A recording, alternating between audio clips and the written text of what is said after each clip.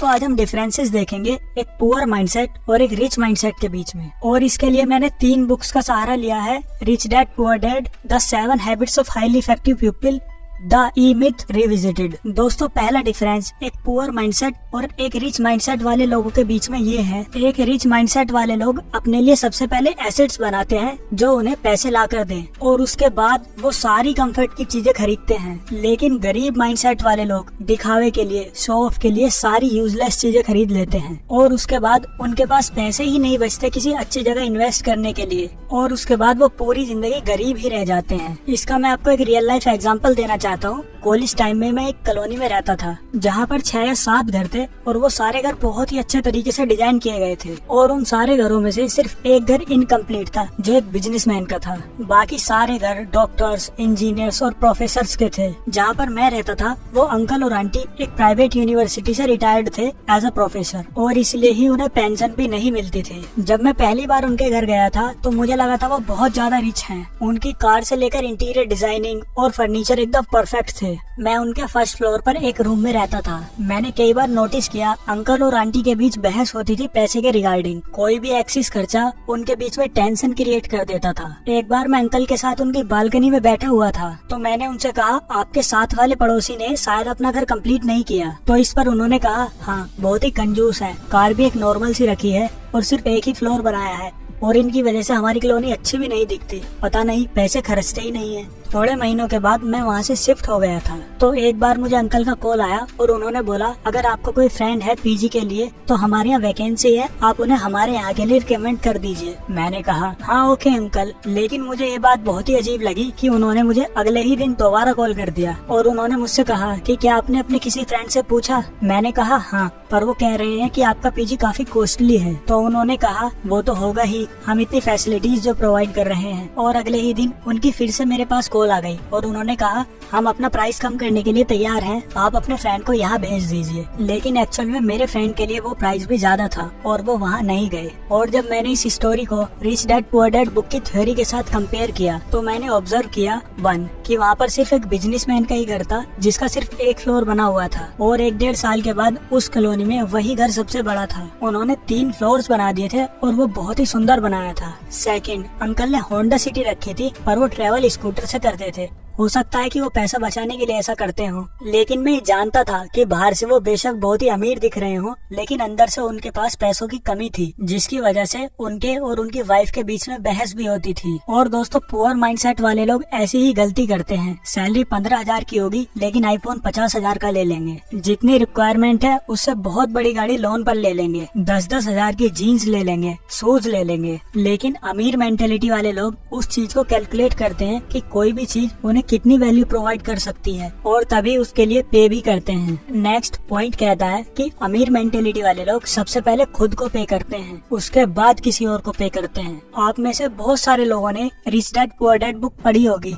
लेकिन बहुत कम ही लोगों को रॉबर्ट कियोसाकी और उनकी वाइफ किम कियोसाकी की एक्चुअल स्टोरी पता होगी। इन दोनों की शादी से पहले रॉबर्ट बहुत ही ज्यादा उधार पर थे। ये दोनों चाहते थे कि ये लाइफ में इम्प्रूव करें पर इनकी मंथली सैलरी से ज्यादा इनकी मंथली लोन की इंस्टॉलमेंट थी जो इन्हें पे करनी पड़ती थी। लेकिन रॉबर्ट कियोसाकी को अपने रिच डैड के सारे प्रिंसिपल्स याद थे जिन्होंने कहा था कि अपने आप को सबसे पहले पे करो। इसलिए रॉबर्ट कियोसाकी कहते हैं कि हम अपनी सैलरी का हमेशा 20% सेव करते थे, चाहे उधार वाले लोगों से कितना ही प्रेशर क्यों ना आ रहा हो। उस प्रेशर को हम एज अ मोटिवेशन यूटिलाइज करते थे और एक्स्ट्रा काम करके इंस्टॉलमेंट के लिए पैसा इकट्ठा करते थे क्योंकि ये जानते थे कि अगर ये पहले उधार देना शुरू कर देंगे और अपने लिए कुछ भी सेव नहीं करेंगे तो ये कभी भी अमीर नहीं बन पाएंगे। और बाद में इन्होंने अपने सेव किए गए पैसों से ही बाकी इन्वेस्टमेंट की और फाइनली ये मिलियनर बन गए। दोस्तों हम सब में से मैक्सिमम लोग ये गलती करते हैं कि हम सब ये सोचते हैं कि हम पहले साल अपना उधार चुकाएंगे और उसके बाद हम सेविंग करना शुरू करेंगे या फिर हमारी सैलरी का जितना पोर्शन बचेगा उसके बाद हम सेविंग स्टार्ट करेंगे। लेकिन ये सीक्वेंस बहुत मैटर करता है। इवन वॉरेन बफेट भी बोलते हैं कि पहले पैसे सेव करो उसके बाद बाकी सारे खर्चे करो। आप मान के चलो कि आपकी सैलरी ही कम है और आप अपनी सैलरी का मिनिमम 20% सेव करो। अब ऑब्वियसली सिर्फ सेविंग ही आपको अमीर नहीं बनाएगी। आपको उन सेव किए गए पैसों को इन्वेस्ट करना होगा लॉजिकली, लेकिन ये पहला और सबसे जरूरी स्टेप है अमीरी की तरफ। नेक्स्ट पॉइंट कहता है कि अमीर मेंटेलिटी वाले लोग अपने स्किल्स को पूरी जिंदगी भर इम्प्रूव करते रहते हैं। इसी प्रिंसिपल को 7 habits of highly effective people book में शार्पेन द सो के नाम से बताया गया है। क्या आपने कभी ये नोटिस किया है कि बहुत कॉस्टली प्रोडक्ट की एडवर्टाइजमेंट कभी भी टीवी में नहीं दिखाई जाती। कभी भी फरारी वाले टीवी में एडवर्टाइजमेंट करके ये नहीं बोलेंगे कि आप उनसे फरारी खरीदो। ना ही कोई हेलीकॉप्टर की कंपनी, ना ही कोई प्राइवेट जेट की कंपनी आपको अपना प्रोडक्ट दिखाने के लिए पैसे खर्च करेगी। लेकिन अब सवाल आता है कि ऐसा क्यों है? मैक्सिमम पॉपुलेशन तो टीवी ही देखती है। ऐसा इसलिए है क्योंकि ये लोग जानते हैं कि जो लोग एक्चुअल में इन प्रोडक्ट्स को खरीद सकते हैं वो टीवी के सामने बैठकर अपना टाइम वेस्ट नहीं कर रहे होंगे। ज्यादातर मिडिल क्लास मेंटेलिटी वाले लोग graduation, post graduation, PhD, post doc कर चुके हैं और इसलिए वो सोचते हैं कि वो रेस्ट डिजर्व करते हैं और वो सोचते हैं कि उन्हें कुछ नया सीखने की जरूरत नहीं है। इसलिए वो जॉब के बाद आराम से घर आते हैं और टीवी देखते हैं क्योंकि वो सोचते हैं कि वो इस चीज को डिजर्व करते हैं। और ऐसे ही कुछ मिडिल क्लास बिजनेसमैन वो भी घर में आकर टीवी देखते हैं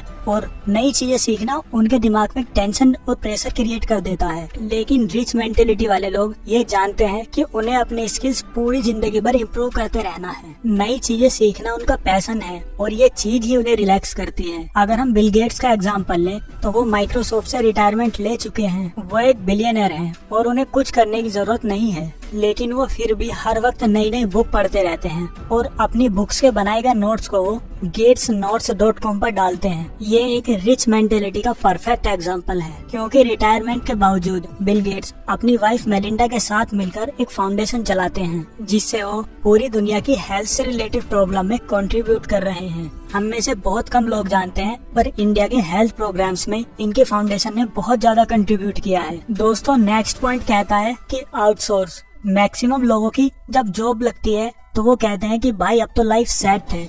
मतलब उनका इनडायरेक्टली कहने का मतलब ये है कि अब वो अपनी लाइफ में ग्रो नहीं करना चाहते। मैं इसी जॉब में रहूंगा। अब क्योंकि हम उसी जॉब में रहेंगे तो हमारी सैलरी सिर्फ इंक्रीमेंट और प्रमोशन से ही बहुत प्रेडिक्टेबल मैनर में ग्रो करेगी, जिसका मतलब है कि अब हम स्कार्सिटी माइंडसेट में आ जाएंगे। मतलब पैसे बचाने वाले माइंडसेट में आ जाएंगे। हम हर चीज से पैसा बचाने की कोशिश करेंगे। बिजली का बिल कैसे बचाएं, खाने में पैसे कैसे बचाएं, पानी के बिल में पैसे कैसे बचाएं और बस पूरी जिंदगी इसी स्किल को इम्प्रूव करते रहेंगे। लेकिन अमीर माइंडसेट वाले लोग ये जानते हैं कि उनके पास 24 ही घंटे हैं और एक लिमिटेड विल पावर है और अगर उन्हें ग्रो करना है तो उन्हें और लोगों की हेल्प लेनी पड़ेगी। इसलिए वो अपने मैक्सिमम काम जैसे खाना बनाना, कपड़े धोना, ड्राइव करना और ऑफिस के काफी सारे टेक्निकल काम आउटसोर्स कर देते हैं और सिर्फ उन स्किल्स पर काम करते हैं जो काफी ज्यादा रेयर और वैल्यूएबल हैं ताकि वो और ज्यादा ग्रो कर पाएं।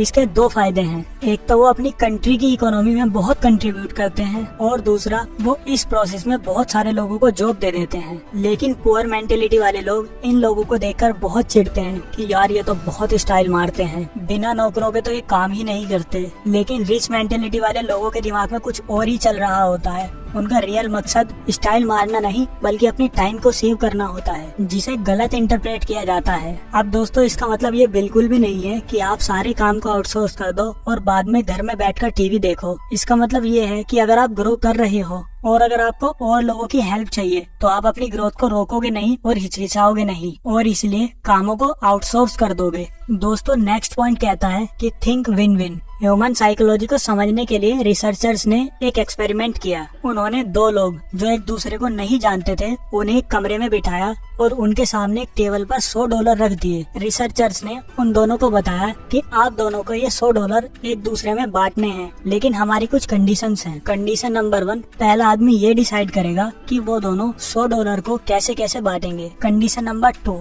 दूसरा आदमी ये डिसाइड करेगा कि पहले वाले आदमी ने उन दोनों में जो डॉलर्स डिवाइड किए हैं क्या वो उसे मंजूर हैं, और अगर उसे वो चीज मंजूर है तो दोनों को उतने उतने डॉलर्स मिल जाएंगे। लेकिन अगर वो उसे मंजूर नहीं है तो किसी को भी कुछ नहीं मिलेगा। अब रिसर्चर्स ने एक पैटर्न देखा कि पहला आदमी अगर दोनों को $50-50 बांटता था तो दूसरा आदमी उसे एक्सेप्ट कर लेता था और दोनों को $50-50 मिल जाते थे। और अगर पहला आदमी 40 और 60 डॉलर करके बांटता था तो भी दूसरा आदमी उसे मंजूर कर लेता था। लेकिन पहला आदमी अगर उसे 70-30 करके बांटता था तो दूसरा आदमी उसे रिजेक्ट कर देता था और दोनों को कुछ नहीं मिलता था। यानी ह्यूमन इमोशंस का टिपिंग पॉइंट 730 था। रिसर्चर्स ने ये एक्सपेरिमेंट बहुत लोगों के बीच परफॉर्म किया, लेकिन टिपिंग पॉइंट 730 के आसपास ही आ रहा था। इसके बाद उन्हें लगा कि $100 डेवलप्ड कंट्रीज के लिए कम है, इसलिए वो सेम एक्सपेरिमेंट को परफॉर्म करने के लिए डेवलपिंग कंट्रीज में गए। लेकिन उसके बावजूद रिजल्ट्स सेम रहे। अगर आप दूसरे आदमी होते तो आप भी यही सोचते कि पहले वाले आदमी ने 70 क्यों रखे और मुझे 30 क्यों दिए, तो इसलिए मैं भी उसे 70 नहीं लेने दूंगा।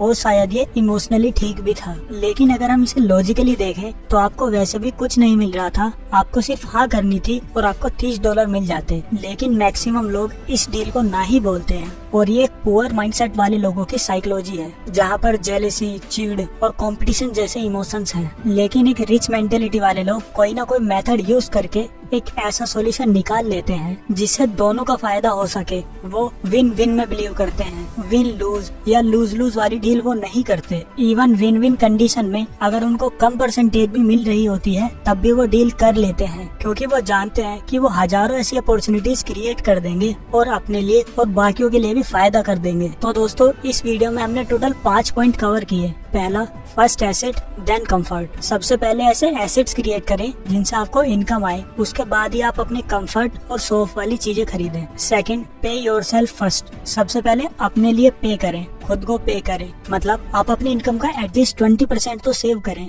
चाहे आपके ऊपर कितना ही प्रेशर क्यों न आ रहा हो। ये मान के चले कि आपकी सैलरी ही कम है और बाद में उस 20% का कुछ % इन्वेस्ट करना शुरू करें। थर्ड, हमने देखा था आउटसोर्स। अगर आप अपने आप को इम्प्रूव कर रहे हैं और आपको टाइम की जरूरत है तो आप दूसरे लोगों को अपना काम आउटसोर्स कर सकते हैं। इन चीजों में कंजूसी ना दिखाएं। फोर्थ, कंटिन्यूसली अपने स्किल्स को इम्प्रूव करते रहें, नए नए मटेरियल्स पढ़ते रहें और नए नए स्किल्स सीखते रहें। और फाइनली आता है थिंक विन विन। ये मत सोचो कि दूसरे को मुझसे ज्यादा मिल गया, ये सोचो कि पहले आपको कुछ नहीं मिल रहा था लेकिन अब आपको कुछ तो मिल रहा है। और अगर आप टैलेंटेड और मेहनती हो तो आप ऐसी बहुत सारी सिचुएशंस क्रिएट कर दोगे। लाइफ में जल्दी आगे बढ़ना सीखो, क्योंकि हमारी लाइफ इतनी बड़ी नहीं है और हम इस धरती पर हमेशा के लिए नहीं हैं। दोस्तों, आप कमेंट सेक्शन में बता सकते हैं कि आप नेक्स्ट वीडियो किस टॉपिक पर चाहते हैं, ताकि हमें भी फीडबैक मिले और हम उन्हीं टॉपिक्स को कवर करें। इस चैनल को जरूर सब्सक्राइब कर लीजिए और बेल आइकन को भी जरूर दबा दीजिए, ताकि आप ऐसी एक भी नॉलेजेबल वीडियो मिस ना करें। और इस वीडियो को लाइक जरूर कीजिएगा ताकि हमारा कॉन्फिडेंस बढ़े। तो चलिए फिर मिलते हैं एक और नई धमाकेदार वीडियो के साथ। तब तक के लिए जय हिंद।